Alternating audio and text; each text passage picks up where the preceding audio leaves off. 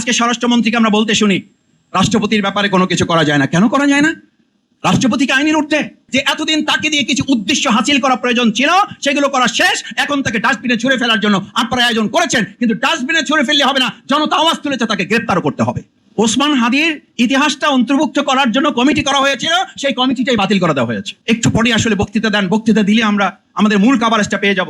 হ্যাঁ পাবেন, ঠিকই আছে, এটা মূল্যবান, কিন্তু যেই কথাগুলো আজকে এখানে আমরা তুলে ধরতে চাই, যেই ডকুমেন্টারিগুলো দেখানো হচ্ছে, এই ডকুমেন্টারিগুলো ঠিকই এখানে ঘন্টার পর ঘন্টা দেখে লাভ হবে না। এই ডকুমেন্টারির ঐতিহাসিক দলিলগুলো আমাদের শিক্ষার্থী এবং অভিভাবকদের আগামী দিনে ধারণ করার জন্য সিলেবাসে অন্তর্ভুক্ত করা ছাড়া এর কোনো বিকল্প নেই। কি সিলেবাসে অন্তর্ভুক্ত করবেন? ওসমান হাদির ইতিহাসটা অন্তর্ভুক্ত করার জন্য কমিটি করা হয়েছিল, সেই কমিটিটাই বাতিল করে দেওয়া হয়েছে। কি অন্তর্ভুক্ত করবেন? অন্তর্ভুক্ত করার কোনো পরিকল্পনা তো আমরা বর্তমান সময় লক্ষ্য করছি না, বরং আমরা দেখছি, আমরা বহু আগে বলেছিলাম যে ফ্যাসিস্টের দোসর জনাব রাষ্ট্রপতি, প্রথম থেকে আমরা বলেছি, তার বক্তব্যের সময় বিরোধী দল সংসদ সদস্যগণ ওয়াক আউট করেছিলেন। আপনারা অত্যন্ত হাস্যোজ্জ্বল ভাবে শুধু বক্তব্যই দেন না, আপনারা টেবিল চাপিয়েছেন। আচ্ছা, তাহলে এখন তাকে বিদায় করলেন কেন? কেন এতদিন তাকে লালন পালন করেছেন? নিশ্চয়ই এই কথা জাতি বুঝতে চায় যে এতদিন তাকে দিয়ে কিছু উদ্দেশ্য হাসিল করা প্রয়োজন ছিল, সেগুলো করা শেষ, এখন তাকে ডাস্টবিনে ছুঁড়ে ফেলার জন্য আপনারা আয়োজন করেছেন, কিন্তু ডাস্টবিনে ছুঁড়ে ফেললে হবে না, জনতা আওয়াজ তুলেছে, তাকে গ্রেপ্তারও করতে হবে। কারণ তার মাধ্যমে অনেক কিছুর অনুমতি নিয়ে এই সমস্ত আমাদের তরুণ যুবকদের উপরে গুলি চালানো হয়েছে, না হলে তার একটা অর্ডারে এই সমস্ত গুলি বন্ধ হয়ে যাওয়া সম্ভব ছিল। হয় নাই তো? আমার এমন রাষ্ট্রপতি আসবে যদি তাকে গ্রেপ্তার করা না হয়। আজকে স্বরাষ্ট্রমন্ত্রীকে আমরা বলতে শুনি রাষ্ট্রপতির ব্যাপারে কোনো কিছু করা যায় না। কেন করা যায় না? রাষ্ট্রপতিকে আইনের ঊর্ধ্বে। আপনি তো সংবিধান কপচান, সংবিধানের দাড়ি, কমা, সেমিকোলন সবকিছু আপনি মুখস্থ তুলে ধরেন, অবশ্য দুই চারটা ভুল ভালো বলেন, আপনার ব্যাপারে তো কেউ কথা বলার সাহস করে না। পরে লবিতে এসে অনেকে আবার আপনার লোকেরাই বলে, মাসুদ ভাই অপেক্ষা করেন, আপনাদের কিছু করা লাগবে না, তার জন্য আমাদের বহু লোকেরাই রেডি হয়ে আছে, অপেক্ষা করুন। আমি এই কথা বলছি এই জন্য, সম্মানিত উপস্থিত সুধী মণ্ডলী, আজকে ফ্যাসিস্টের দোসরকে আপনারা সরালেন। এই চিকিৎসক বৃন্দ যারা সেদিন চিকিৎসা দিয়েছে, আমি নিজে সেদিন সাক্ষী, আমাদের গাড়ি ব্যবহার করতে পারি নাই, অ্যাম্বুলেন্সে করে রুগীর সাথে গিয়েছি মাস্ক পরে, সেখানে আমাদের যে চিকিৎসকরা চিকিৎসা দিয়েছে, ওই সময় ফ্যাসিস্টের লোকেরা তাদেরকে খাগড়াছড়ি, রাঙামাটি, বান্দরবান পাঠিয়েছেন, আর এই বর্তমান নতুন সরকার এসে ওই একই চিকিৎসকদেরকে রাঙামাটি, বান্দরবান, খাগড়াছড়ি, পার্বত্য চট্টগ্রাম তাদেরকে আপনারা বদলি করে দিচ্ছেন। বোঝা যায় ওই ফ্যাসিস্ট এবং আপনাদের মধ্যে তেমন কোনো পার্থক্য নাই। আমি কথা বললে তো একটু বড় হয়ে যায়, শেষ করে দেই। আমরা শুনলাম বর্তমান মহাসচিব উনি খুব সুন্দর করে বলছেন আমাদেরকে যারা ফ্যাসিস্ট বলছেন তাদের জ্ঞানের স্বল্পতা আছে। তাহলে আমি জিজ্ঞেস করি, যেই চিকিৎসকরা সেদিন এই আহত জুলাই যোদ্ধাদের চিকিৎসা দেওয়া ডেড বডি ম্যানেজমেন্ট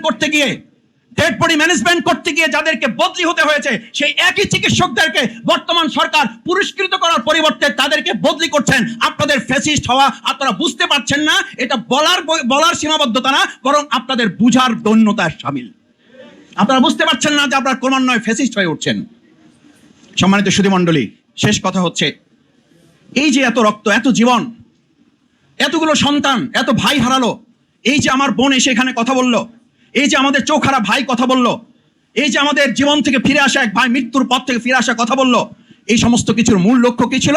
আমরা একটা সংস্কার চাই। আমি এখানে দাঁড়িয়ে একটা কথা এর আগে বলেছিলাম, বিগত আওয়ামী ফ্যাসিস্ট সরকার ইসলামের কথা শুনলে তাদের মধ্যে ভয় তৈরি হতো, আর বর্তমান এই সরকারের কাছে আমি দেখি তারা সংস্কারের কথা শুনলে আটকে ওঠে, যেন সংস্কার আতঙ্কে তারা ভুগছেন। অথচ 31 দফা সংস্কার নাকি তারাই রেডি করেছেন, তারাই সংস্কারের মূল হোতা এবং সংস্কারের মূল প্রবক্তা তারা। যদি তাই হয় তাহলে সংস্কারে হাত দিয়ে আজকে ফ্যাসিস্ট সরিয়েছেন। আমরা খুব স্পষ্ট করে বলতে চাই, শুধু ফ্যাসিস্ট শাহাবুদ্দিন চুপ্পুকে সরিয়ে শেষ হবে না, বরং এই চিকিৎসা ক্ষেত্রে, সাংবাদিক ক্ষেত্রে, শিক্ষকতার ক্ষেত্রে, সচিবালয়ে সেখানে মেধা, দক্ষতা, যোগ্যতা, সততার পরিবর্তে যারা বিগত ফ্যাসিস্টের লেওন করেছেন, তাদের তোষামোদি করেছেন, তাদেরকে আবার পুনরায় বসানোর সমস্ত চক্রান্ত সম্পন্ন করে এই কাজগুলো আবার নতুন এই ফ্যাসিস্ট সরকার শুরু করেছেন। আমরা সেই জায়গায় আশা করি এই কাজগুলো না করে আসেন দল মতের ঊর্ধ্বে উঠে সততা, দক্ষতা, মেধা এবং যোগ্যতাকে মূল্যায়ন করে যদি আমরা এগিয়ে যেতে পারি, তাহলে 2024-এর জুলাই আগস্টে আমাদের যে শহীদ, আমাদের যে আহত পঙ্গুত্ব বরণকারী, আমাদের যে রক্ত চোখের পানি, এত ত্যাগ এবং কোরবানির মানবিক বাংলাদেশ বিনির্মাণ করার কথা ছিল, সংশোধন নয়, দাবি ছিল সংস্কার। একটা লাইন যদি চ্যালেঞ্জ করে বলে যায়, আমাদের সন্তানরা কোথাও রাস্তায় লিখে দাঁড়িয়েছিল সংশোধনের জন্য আন্দোলন। সাংবাদিকদেরকে সাক্ষী করে বলছে চ্যালেঞ্জ, আমি বর্তমান সরকারকে চ্যালেঞ্জ দিয়ে গেলাম সংশোধনের জন্য আন্দোলন। এটা যদি দেখাতে পারেন তাহলে সংসদে আমাদেরকে কেন বলেন সংবিধান সংশোধন কমিটিতে আসেন। সংশোধনের জন্য তো আন্দোলন হয় নাই, আন্দোলন হয়েছিল সংস্কারের জন্য। সুতরাং সংস্কার না করে সংশোধনের কথা বলে মূলত জাতির সাথে প্রতারণা ছাড়া আর কিছুই নয়। চুপ্পুকে সরানোর কথা তো বললেন, এখন বুঝছেন তো কিছুদিন পরে। আমি আজ আর একটা কথা বলে শেষ করে দিয়ে যাই। 70% গণভোটের রায় আজ বুঝছেন না, গতকাল বুঝেন নাই, তার আগের দিনও বুঝেন নাই, কালকেও হয়তো বুঝবেন না, পরশু হয়তো বুঝতে একটু সময় লাগবে, কিন্তু তারপরের দিন কিংবা তারপরের দিন এই গণভোট বুঝবেন, মানবেন, এই বাংলাদেশের মানুষ তা বাস্তবায়ন করেই মানবিক বাংলাদেশ বিনির্মাণ করবে।